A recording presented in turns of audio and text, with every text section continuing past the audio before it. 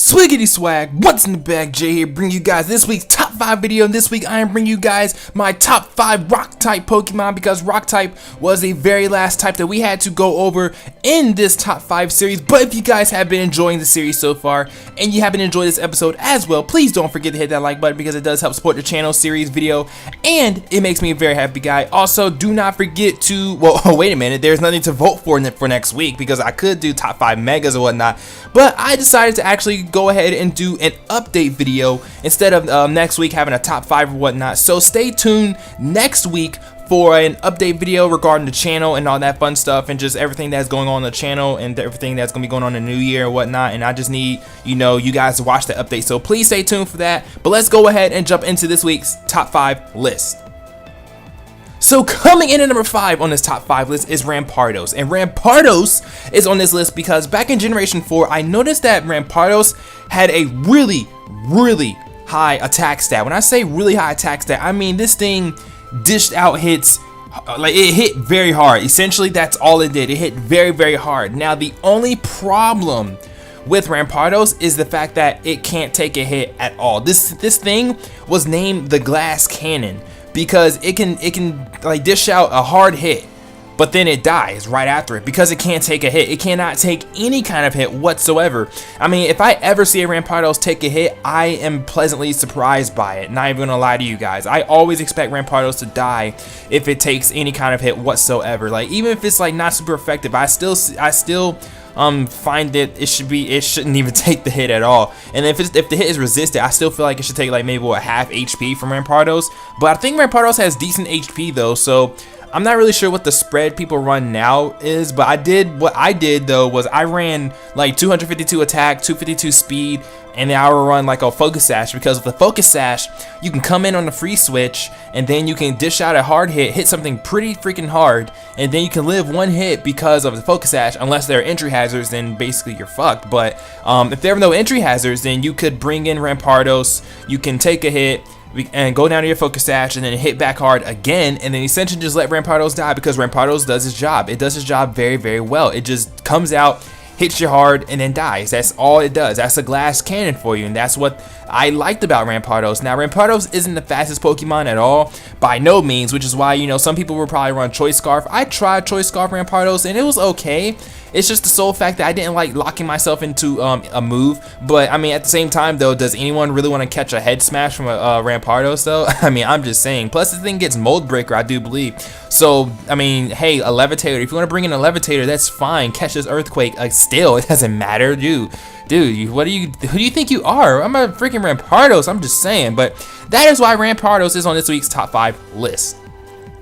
So coming in at number 4 on this week's top 5 list is Aerodactyl, and Aerodactyl is here because, I mean, I don't use Aerodactyl a lot, but the times that I did use Aerodactyl, it actually put in nice work. It would hit pretty hard. I wouldn't say it hit like as hard as a Rampardos would, or as hard as a Tyranitar or a Tyrantrum, but it did hit pretty freaking hard in terms of like, I guess the tier that it's in, and like how it fit on my team. And I like that. I like it when Pokemon perform how they're supposed to perform. And then not only that, but it gets a Mega Evolution. But before we even talk about this Mega Evolution, can we just talk about how fast Aerodactyl is? I think Aerodactyl is the same base speed as a Jolteon, and we know Jolteons are lightning fast. So the fact that we have a rock type Pokemon that is as fast as a Jolteon just surprises me. Maybe it's faster than Jolteon, I don't know. I know that it was up there with Jolteon when it comes to speed, but at the same time though, Aerodactyl is really good. It gets pressure as an ability, so you can waste your opponent's PP if you need to. I don't see why you would want to, unless you're trying to PP stall. But why would you PP stall with an Aerodactyl? That makes no sense whatsoever. And I think it gets Rock Head as well, so if you want to run something that has like recoil and then not take any recoil damage, and that's really awesome, because recoil sucks, especially on Aerodactyl, because Aerodactyl isn't the bulkiest thing out there. Honestly, I think it's pretty frail, so catch a Thunderbolt, catch a Waterfall, Surf, whatever, honestly it doesn't really matter. Catch a Ice Beam, all that fun stuff. Catch a Stone Edge. You're still weak to Stone Edge because you're flying type and rock doesn't resist rock. So, or catch a steel type move. I mean, Aerodactyl has a lot of weaknesses now I think about it, but who cares about the weaknesses? This is what we like about the Pokemon. You know, I just like how Aerodactyl performs. Its Mega Evolution is pretty good too. Gets Tough Claws, so you can run like Aerial Ace, Fly. I wish this thing got Brave Bird, but I guess since it's not a bird, it doesn't, you know, get Brave Bird. But I mean, hey, Stone Edge, Rock Slide, whatever. I mean, all in all, I just like Aerodactyl as a Pokemon, so that is why Aerodactyl is on this week's top 5 list.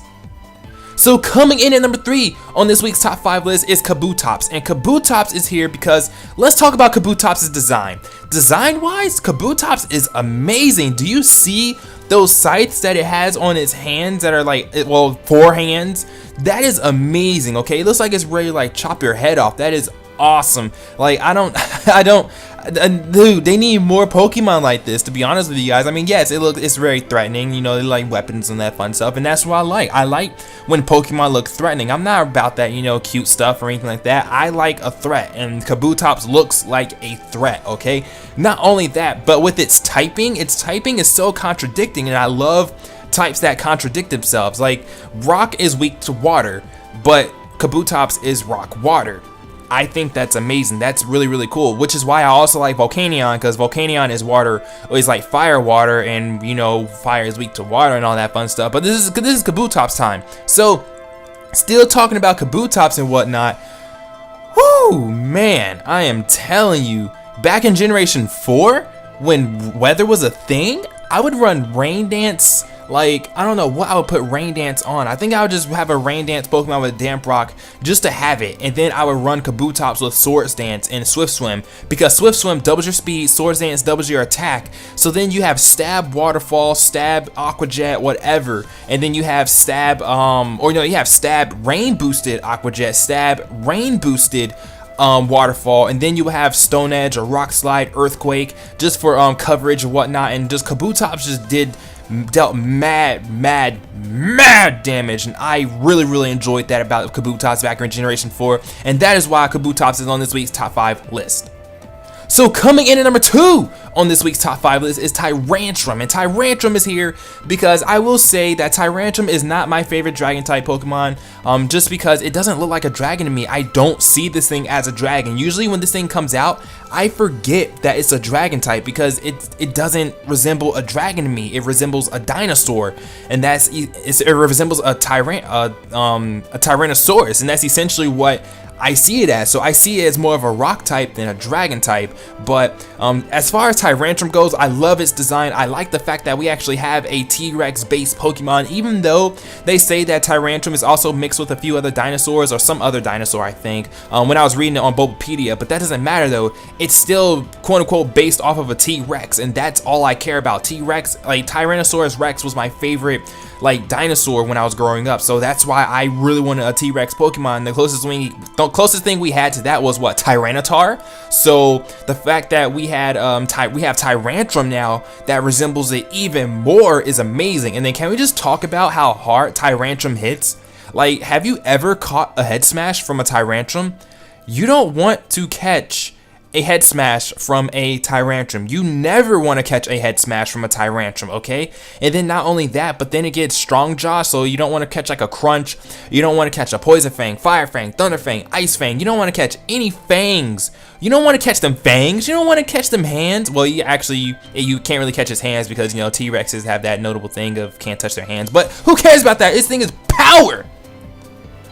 And coming in at number 1 on this week's top 5 list is Tyranitar. And Tyranitar is here because, well, first of all, Tyranitar would have made it to the dark type list if I wasn't trying to, I didn't want to repeat myself, essentially. So that is why I waited to put Tyranitar here on the rock type list, because I knew for a fact Tyranitar was going to be on one of those lists, whether it be dark or rock. And since dark type was full, I said, you know what, we're going to put it on the rock type list. But let's talk about Tyranitar. So first of all, Tyranitar is amazing. I mean, this thing it can be offensive, defensive. It brings about weather with its Sandstream ability. So it can bring out Sandstorm and whatnot. And then not only that, but because it's a rock type, it gets special defense boost because of the sand. The thing has a really high attack stat. It gets Dragon Dance, it gets Stealth Rocks, it gets Stone Edge, Rock Slide, Crunch, Earthquake. I think it gets even Flamethrower or something. So if someone tries to bring in a Ferrothorn, catch that fire, right? I'm just saying, dude,